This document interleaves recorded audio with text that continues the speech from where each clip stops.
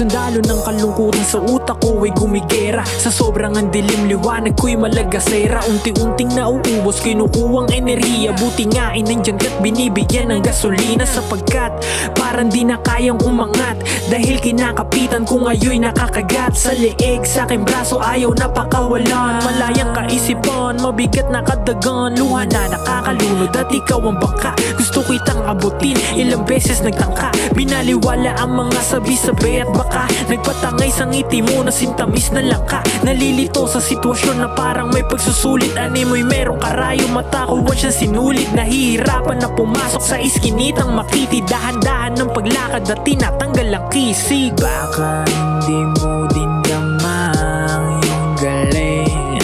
Hayaan mong sabihin ko na kaya mo to. Baka hindi mo din alam ang gagawin.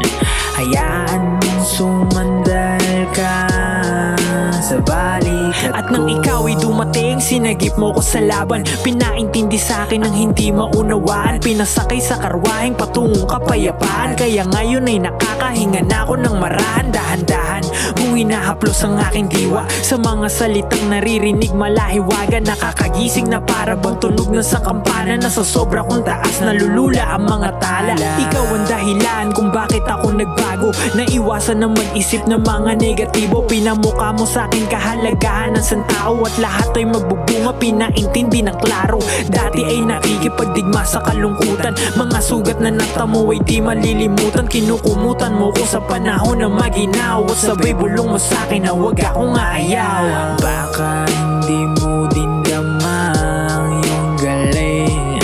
Hayaan mong sabihin ko na kaya mo to. Baka hindi mo din alam ang gagawin.